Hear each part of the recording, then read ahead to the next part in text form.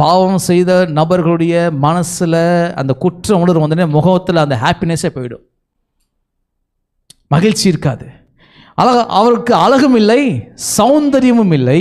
அவரை பார்க்கும் பொழுது அவரை விரும்பத்தக்க ரூபம் அவருக்கு இல்லாதிருந்தது. எப்படி விரும்பத்தக்க ரூபம் அவருக்கு இல்லாதிருந்தது? ஏன் அப்படி?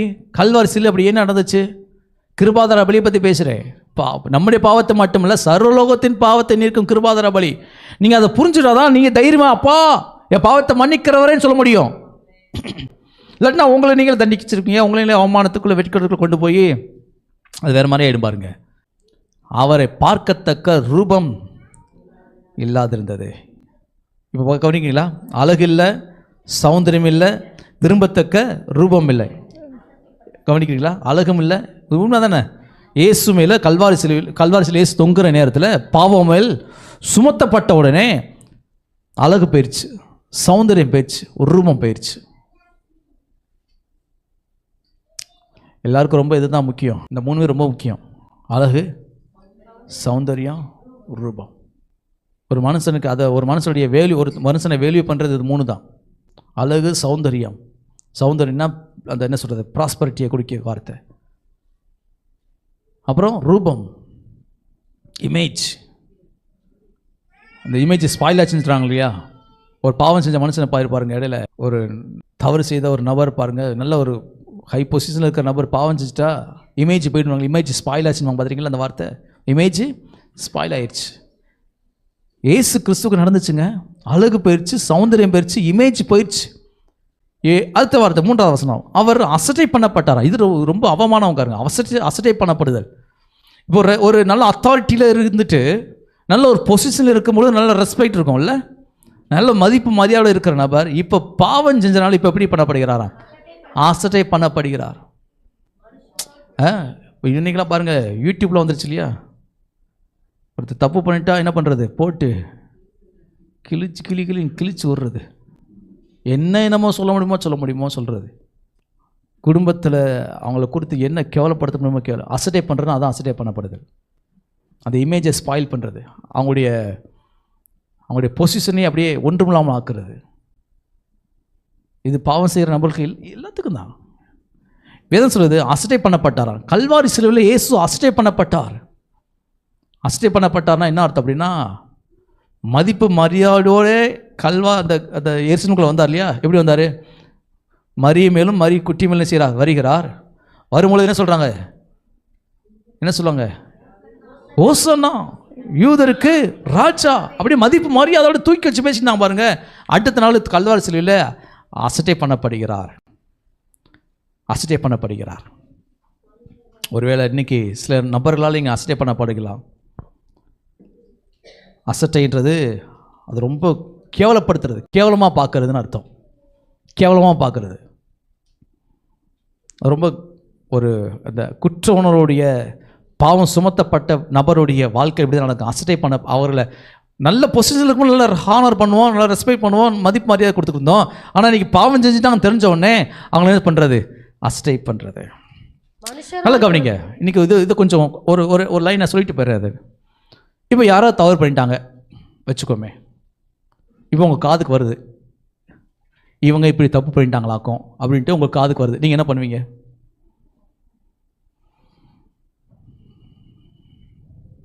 பேசுங்க, தயவுசெய்து கொஞ்சம் பேசுங்க.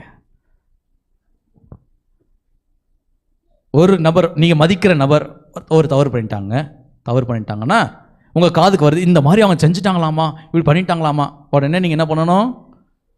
அப்படியா, இத்தனை நாள் அவன்ட்டியா பழகிட்டு இருந்தேன் நான்.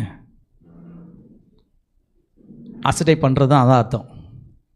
உடனே அவங்களுக்குரிய இமேஜை அவங்ககிட்ட இருந்து செஞ்சுருது, எடுத்து போட்டு அவங்கள அவமானப்படுத்துகிற மாதிரி. உண்மையா இல்லையா? இந்த தவறு மட்டும் பண்ணிடாதீங்க. ஒரு நபர் தவறு பண்ணிட்டாங்க அப்படின்னா என்ன பண்ணணும்?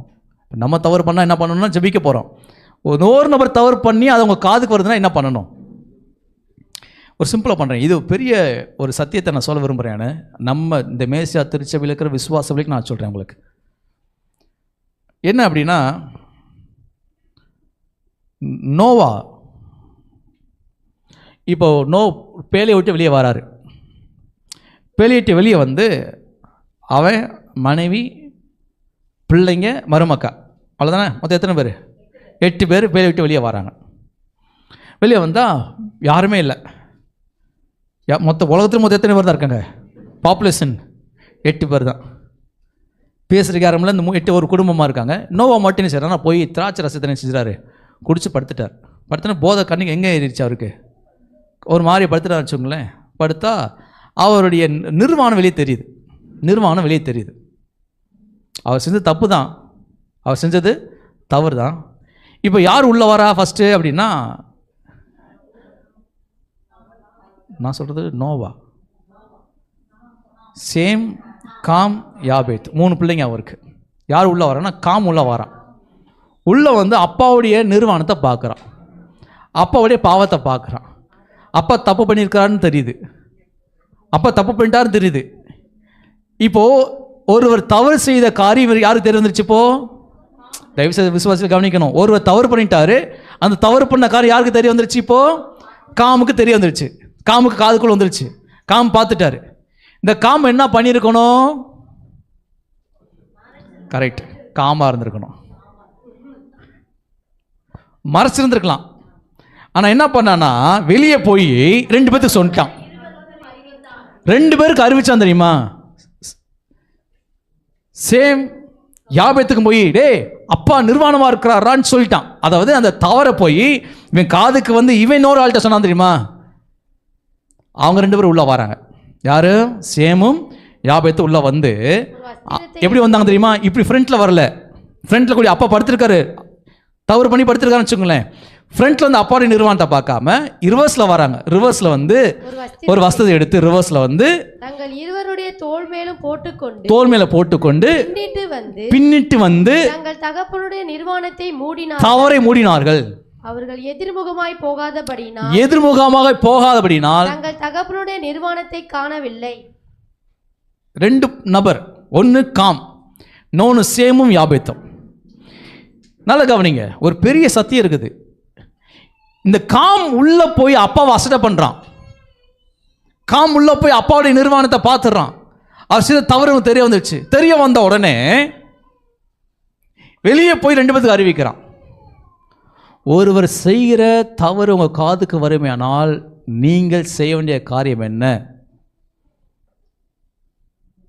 இந்த காம் பின் நாட்களில் கானான் என்று அழைக்கப்படுகிறது. இவனுடைய சந்தை தான் கானான். வேதத்தில் நீங்கள் படிச்சு பாருங்க, கானான் சபிக்கப்பட்டவன். அடுத்த வசனம் தானே வாசிமா. அப்பொழுது கானானுக்கு தகப்பனாகிய காம் தன் தகப்பனுடைய நிர்வாணத்தை கண்டு வெளியில் இருந்த தன் சகோதரர் இருவருக்கும் அறிவித்தான்.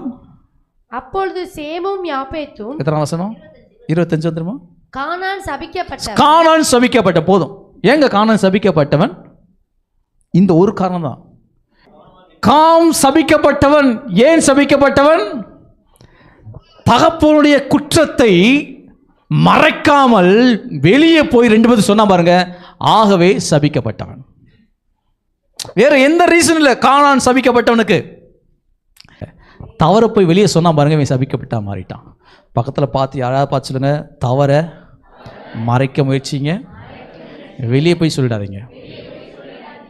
அன்னைக்கு காம் தன் தகப்பனுடைய தவறை மறைக்காம அவன் அசட்டை பண்ணினான் பாருங்க. அவனை அவமதிச்சான், அப்பாவை அவமானப்படுத்திட்டான். இதே சம்பவம் தான் யாக்கோபுடைய வாழ்க்கை நடந்தது. யாக்கோபுடைய லைஃப்பில் நடக்குது. இவருடைய யாக்கோபுடைய வாசனை கெடுத்து போட்டார்கள் அவங்க பிள்ளைங்க 2 பேர். அவங்க மேலே ஆசீர்வாதம் போகலை. ஆகவே சத்தியத்தை சொல்கிறேன், கவனிங்கள், பாவத்தை நீங்கள் உங்களுக்கும் தேவனுக்கும் மறைக்காதீங்க. தேவன்ட்டு தாராளம் அப்பா நான் தப்பு பண்ணிட்டேன் மன்னிச்சுங்க சொன்னால் கற்று மன்னிக்கிறவராக இருக்கிறார். ஆனால் ஒருவர் செய்த தவறு உங்கள் காதுக்கு வருமேனால், யாரோ ஒருத்தன் தப்பு பண்ணிட்டாங்கன்னு உங்கள் காதுக்கு வந்துச்சுன்னா நீங்கள் என்ன செஞ்சிடக்கூடாது? மற்றவன்ட்ட சொல்லக்கூடாது. அதுக்கு பேர் புறங்கூறுதல். ஒரு தவிர ஊராக போய் சொல்லுது, ஃபோன் போட்டு வாட்ஸ்அப்பில் போட்டு விட்டு கேவலப்படுத்தக்கூடாது. அதுக்கு பிறகு தான் அசட்டை பண்ணப்படுதல், புறக்கணிக்கப்படுது. இயேசுக்கு அது நடந்துச்சு. இயேசு கல்வாரி சிலுவையில் அசட்டை பண்ணுறாங்க, அவமானப்படுத்துகிறாங்க. ஒரு முக்கியமான பாயிண்ட் அது. மற்றவங்க தப்பை இன்னொருத்தவங்க மேலே செய்யாதீங்க, சொல்லாதீங்க. ஃபோனில் கவனமாக பேசுங்க. ஏதோ ஒரு தவறு ஏதோ சொல்லிட்டாங்கன்னா உடனே 10 பேருக்கு சொல்லி எக்க தெரியுமா உங்களுக்கு அப்படின்னு சொல்லிடாதீங்க. எதுக்கு ஃபோன் வாங்கி கொடுத்தாங்க நமக்கு? நல்ல காரியத்தை பேசுவதற்கு தானே, புறங்குறுவதற்கும் கோல் சொல்வதற்கும் அதுக்கா ஃபோனு? நல்ல காரியத்தை யூஸ் பண்ணுங்கள், நல்ல 4 பேர்த்தை என்கரேஜ் பண்ணுங்கள். ஒரு ஆமென் சொல்லுங்க பார்க்கலாம்.